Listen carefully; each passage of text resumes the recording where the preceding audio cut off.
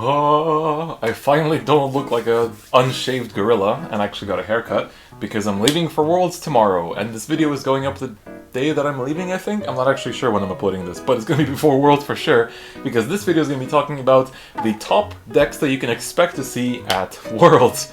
Pretty simple. I wanted to go over because I'm assuming a lot of you are going to be watching the stream, and just for those of you that may have been kind of out of the loop with the game, or maybe you only play Standard but you want to know what's happening in Premium, or you only play Premium and you want to know what's happening in Standard, I'm going to kind of fill you in on some of the top decks that you can expect, why they're good, some kind of underdog choices that might pop up as well. I mostly made this list judging off of... Oh, I think my cat stabbed me earlier, so that's where this is from.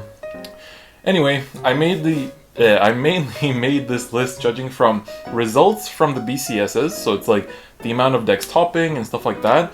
But obviously there's some decks that are really, really good that came out just recently that haven't had as much representation in BCSs, so they're going to be something that I'm just like, okay, these are really good decks.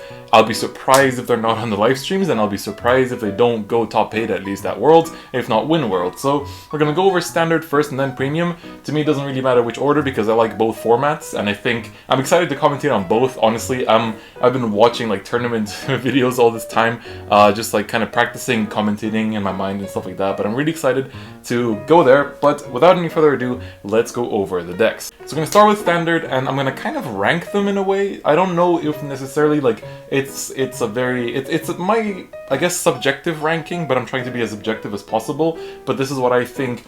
These are the decks that have the highest chance of winning Worlds, but some of them are kind of underdogs. So looking at Standard, I think for first place, I would honestly, not necessarily first place in terms of this is going to win Worlds, but I think the best deck in the current format for Standard is going to be Neonectar with Cecilia, and it's very close with Angel Feather, so with Zerakiel and the like, because both decks are really good at resource management. They don't really call that much from hand necessarily, and they generate a lot of their advantage through, you know, calling from the deck or making, you know, tokens like in Neonectar, or calling from the damage and manipulating damage to make a lot of advantage. And Angel Feather also has the strength that they have a really ridiculously strong win con, whereas for Neonectar, it's not so much that they have a ridiculously strong win con, but they have insane tempo that they can keep just going forward with for the entire game, and that way they can kind of out-tempo the opponent and win the longer game. So that's why I think those two decks are really the best going into Worlds for Standard, I think. So those two I really put side by side in terms of how good they are and how much I expect to see their representation at Worlds, and how much I expect to see them in top 8 to some extent in Worlds as well. Then in third place, I would put Murakumo, because I think Zanbaku is still really good, and because of that, you know, it does have the worst matchups now. So like, you know, Golds are a terrible matchup, which I don't put in my list because I don't think Golds are good in Standard just yet, or like good enough to take to Worlds if you want to win it, good enough. But you know, the Angel Feather matchup is bad, but also from my playing as an Angel Feather player against Murakumo, they can adapt to the matchup pretty well, because then they stop focusing on using up their Counterblast and etc. for Zanbaku, and they just slam down Mandala Lord and start copying things and just pushing you with a lot of attacks, and then it's actually much harder to deal with because you're also a Protect clan, so you don't have the higher base numbers either. So I think in that retrospect, it's not so much that Zanbaku is falling out, but it's just maybe not keeping up with the pace of the two new decks that I mentioned before. So I think Zanbaku is still really good. It wins basically every other matchup, I think, really well. So I think Zanbaku can still be expected to do really well at Worlds, so I'm still putting it at a third place, but I wouldn't be surprised if it won it either. In the fourth place, I want to put Royals. They haven't received the VBTO3 support just yet, but they do have the Exculpate support, which at first in my set breakdown I did say I wasn't all that impressed by Exculpate, but now honestly I changed my mind after seeing the results and seeing what it can really do. Exculpate is a good card, and it really made the deck shine a lot harder because this really good field control and just overall nice tempo that the deck has developed now is really nice. So I think Royals with a little push from Exculpate do have a chance of showing up pretty high at Worlds in Standard, so that's why I'm kind of expecting them too. Then we kind of go on to my rogue picks, or like decks that might not be the most overrepresented, but would still do really well. This list consists of Shadows. I think Shadows still have good matchups, you know, less so, but I think they still do wonders against Angel Feather, for example, because Angel Feather kind of culls things a little bit at a time, but they can't just like whop down a whole big field all at once, unlike Neo Nectar, where it has a really good matchup because they just cull one card and they can convert it into 2 or 3, and that way they can really recuperate from that loss really easily. Some other decks can't. You know, Zanbaku struggles a bit against Shadows. Quite a few decks struggle against Shadows in terms of keeping up the tempo. I think stuff like DP also struggles against it, depending on how you play it out, but I don't really, unfortunately, I don't expect DP to place very high in Standard Worlds, just because the matchups, like the Miracle Beauty variant could actually show up pretty well. I think that's the only variant right now that can potentially do super well. I think it's the best DP variant, and it wasn't doing well during the Zanbaku era, but now that we're moving away from the very mainstream, you know, overplayed Zanbaku era, we're moving away to a bit more Protect and Force focused meta again, so I think the Miracle Beauty variant could actually do well for DP2 as part of my rogue picks, but that's really, I don't see other variants doing as well. At least I've tested a lot. Trust me, I've tested so much DP against the current meta, and I think Miracle Beauty is where it really comes to. Then there's some other decks that kept having really solid showings throughout the tournament season and are still doing pretty well. Tachikaze has always surprised people, and it's always like, in Germany there was 2 Tachikazes in top 4, one of them came second,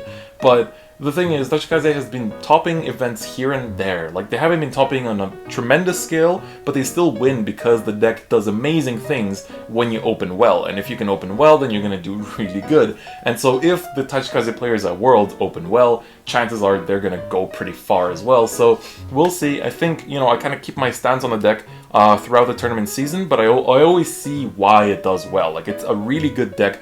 They really printed good cards for the clan and Standard, and so that's why I'm not surprised. I wouldn't be surprised seeing it on stream, for example. Then Spike Brothers I think is still good. Kind of starting to get a bit slower in Standard now that other decks are being brought in, but I think it's still a very solid pick. It's kind of in the same pool as DP and Tachikaze, I think, except it's a lot less of like, oh, if I don't open well, I lose. It's more of just like, it has good tempo, it has a good engine, it has good cards, it can do well. It can really do well. Then, my last kind of pick is, since Answer of Truth is legal for Worlds, the 2 decks that were doing pretty well in Japan are Genesis and Great Nature in Standard. And thing is, for Great Nature, it's the variant with Bison, it's not with Hamsuke, but the thing is that Gears haven't got much results. They got like 1 or 2 here and there, but really not that much. But really, it's been Genesis with, I'm actually going to show my deck preview. There was a deck that won a VGCS, and I essentially tried that deck for Genesis, and that's what I'm using for my deck preview because I think it's the best. But for Genesis, there's a good list, and then for Great Nature as well, they're both showing results in Japan here and there, even after the release of VB203. So I think that this can still do well, and so I'm expecting that the people that got their hands on the cards through sneak peeks and whatnot, they're gonna probably be able to take the cards to Worlds if they want to. So those are my expectations for Standard. So like I said, I have my top 4-ish picks, but really, like, there's quite a few rogue picks that can do quite well as well, but that's just my opinion. So now let's get into Premium. So in Premium, the meta is a lot more established, I think. There's a lot less of these floating variables, but I think the meta's changed quite a bit. And for me, Premium is really interesting because the way that Premium is played out right now is very different. It's a lot of these people, people not attacking, people not even, attacking during the early phases to prevent, No Life King from killing them, all this kind of stuff. So I think Premium is really interesting. It's a format that's evolved a lot over a very short amount of time, and to me it's spectacular in what kind of things we can see. So as a commentator, I'm super excited to watch Premium played out, and so I'm really hyped for it. But I'm gonna go over my list of my top 5-ish decks that I think will be shown at a pretty big amount and a pretty big level in Worlds. So the first one of which, I think this I really rank at number 1. I think this deck probably will win Worlds. I will be, I'm almost gonna be surprised if there's none of it in top 8, which is Azel. So Azel, like I said, is that one deck where it's got no BCS showings, more or less, because it came out in December, once BCSs were basically over. But the thing with Azel is that I played the deck in Premium already. I was playtesting it, and I was just shocked because you turbo yourself into Azel while your opponent's on grade 1, and then the next turn you stride, and then you stride into Gurgwid Helios, you have your 4 drive checks, you've got, you know, all this advantage going everywhere, you're spamming Axel circles with the Wonder Azel, you're calling whatever into those Axel circles because you can just pop down your triggers and just steamroll your opponent, but there's a catch. If you don't open Bowmains in your opening hand, you're not gonna do as well. So if an Azel player opens Bowmains in their opening hand in Premium, chances are, especially if they're going first, chances are they're gonna win that game, because that deck can do insane things. The only cards in the deck that really use Counterblast are like Vivian, and I'm pretty sure the rest are just part of the G-Zone. So it's like Glorious Reigning and all that stuff, you know, but even on 0 Counterblast, you can do your Azel, you can use Azel's skill when you ride it while your opponent's at like grade 1 or something, and then you can still stride Helios while at 0 damage, do his skill while at 0 damage, and just go to town. Like, it's a deck that's crazy. The new stride rules were basically like made for Azel essentially, because this deck is insane. I think it's probably going to be the most represented deck in Premium. I guess with No Life King on the side, that's my second pick, but Azel is just ridiculous. Like, from playing it and watching it being played in Premium, it is ridiculous and it does really crazy things. These are the things that like Ange Trois did in Premium, like at the start, or like in G as well at the end. But now Azel does it so much easier with like little to no effort, so I think we're going to see quite a lot of Azel, and I wouldn't be surprised if it wins Worlds as well. In the second place is No Life King, and for those of you that watch more than just me in terms of Vanguard YouTubers, you know that there's a very famous No Life King player that qualified for Worlds, which is Solemn Vanguard. So he kind of created that variant of the turbo soul charge build that, you know, just gets you your soul super fast and, you know, gets you your win quickly without letting the opponent stride. So that's one variant that I'm expecting to see at Worlds. You know, whether he plays it himself or if anybody else plays it, I don't really know. But then there's also that like hybrid variant and the more like G, like striding based variant as well. So there's a lot of No Life King variants and it's quite interesting, but I expect this to do well too. I think by now people know how to play against it though. That's the thing. With Azel, there's no real counterplay in a sense, because even if you don't give them damage, even if you don't do anything, they can still, as long as they open Bowmains, they can win. That's the thing. But in No Life King, you can play around it. You cannot attack them. You cannot give them any counterblast until you're ready to kill them, and then, you know, that's just how you can counterplay it. But there's still counterplay, which is the important part. So No Life King, I think, will still have a big showing, but whether it's gonna do that well is a different question, because I think a lot of people now know how to play against it, and that's the thing. That's the problem. Like, unless they're really drawing into all their Bobos and, you know, just getting their own damage, they're not gonna do as well. So I think No Life King I'm still putting as my second pick, but that's just my opinion on how it might do. And my third pick, this might seem a little bit surprising, but I think to those of you that have been watching the results very carefully and really paying attention to what's been topping and doing well in Premium, I'm putting Spike Brothers, because Spike Brothers actually have the same amount of tops, I think, as Bermudas, and Bermudas were very popular throughout the BCS format. You know, Spike's Living Proof established them, basically. He established the kind of like standard plus build in the ARG finals, I believe, and then, you know, even Spikes has two really good variants. It has the standard plus Spikes, which is just the standard deck plus the G-Zone essentially, but then there's a Spikes variant that Cyril Bonneau, I think, I know his first name is Cyril, I'm sorry if I messed up your surname, but he established that kind of, well, I'm not sure if he's established, but it was the first time that I really saw it at a big event. He established the whole, you know, build with like Mecha Analyzer and all those things, that the crazy combos that the deck can do, and it was just wild to see. So he did really well, and so, you know, we've got even more than just that. I think we also have Hearth Hayawi, I think that's how you pronounce his surname, who also topped with Spikes in France. So we have quite a few Spikes players, I think, in Worlds, so I wouldn't be surprised if they kept playing it, because Spikes are still really strong. They can still play with with one counterblast, basically. They can do a lot, and it's just still a really good deck that can adapt to a lot of matchups, and so I'm putting Spikes pretty high. I wouldn't be surprised if we saw at least one in top 8, if not also, again, take the whole event, because I think it can deal with a lot of matchups really well, and it has the one really big plus factor, which is a lot of people don't know how to play against it. A lot of people don't know what it does, and a lot of people don't see the tournament coverage, or the tournaments where tops don't have as much coverage.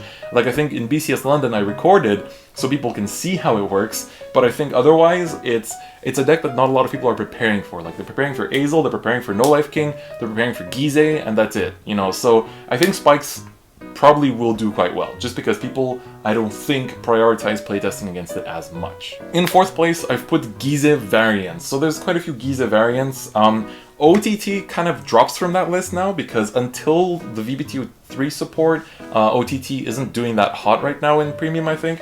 But I think Himiko is a really good contender for a good Gizeh variant, because, you know, you Soul Blast one trigger and you activate it 3 times, and then you get your Zeros face up just like that, so you're ready to go into Gizeh the next turn. So it's a very fast and good Gizeh variant. And then the other one is Angels, also a really good Gizeh variant, just because you heal so much and you can actually do quite a lot. I know it hasn't been topping that much, but I still see it as one of the better Gizeh variants for the players that do want to go with Gizeh. But I think Gizeh won't do that well. I think a lot of people now, after like a year almost of playing against Gizeh, they know how to play against it, they know how to work around the matchup, you know, what to put into their deck, how to play against it. So I think with Gizeh, it's gonna still have a relatively high showing, because I think a lot of players still think that it's a really good deck, and it is. And especially with Himiko, I think you can really turbo the Gizeh aspect of the deck very fast, and so I think it's still going to be seeing quite a bit of play in Worlds. And then in my last spot for Premium, I'm putting Anje, so Bermuda Triangle. It's a deck that still does really well, it still does ridiculous things, and it's still, you know, it has a lot of attacks, it has very good flexibility, it can basically search for anything more or less, or anything important. And so I think Anje will still do really well. It has some of the highest amount of tops in Premium, and so I think Anje will do really well. I think apart from that, there's some rogue picks that could do well, like there's DP that could still do well, because DP has it has strong plays, but if it's damage denied, it doesn't do them as well, I think. So DP has a chance, and I think like a couple other decks do, but really those 5 that I mentioned are what I expect to see the most of in Worlds. So that's all for my kind of predictions for the World Championship Finals this weekend, so I hope that you enjoyed my opinion. So I'm excited to see these decks, and I'm excited to see the players and see what they bring to the table on Sunday, because it's going to be really hype. I cannot wait to commentate. I really can't wait to just sit down and, you know, be there in the atmosphere again, because it's super amazing. I hope to catch you watching the live stream as well. Once again, I'll put the stream times, the starting times, in the description with all the time zones. They actually changed a little bit because they shifted the time on the official schedule, so now it's going to be updated for all the time zones, so you can check it out down there. So I hope to see you guys watching the stream. I can't wait to sit down there and actually, you know, be there. So I think I might try to vlog as well while I'm there, so we'll see how that goes, but I mean like my whole Japan trip. But I hope you guys enjoyed this video, so we'll see if my predictions come true. If not, I do want to hear yours as well. What other decks do you think might do well, whether it's in Standard or in Premium or in Buddy Fight? I'm also very keen on Buddy Fight at Worlds, so I'm going to be peeking at what's happening, because I think this is one of the best formats that Buddy Fight has ever had, so I'm really hyped for that too, actually. So this is going to be a really hype weekend, so I'm just super excited. So that's going to be it for me, guys. You can also click the bell button if you haven't already. Wow, I'm changing my intro pace. But you can click the bell button, you can check out the second channel for any kind of vlogs or other kind of footage I might take. You can also check me out on social medias, where I'm going to be posting the most, especially on Twitter, so do check that out. And then as always, if you have enjoyed the Discord channel, please do join it. So on that note, that's going to be it for me today, and I'll see you guys next time. Bye-bye.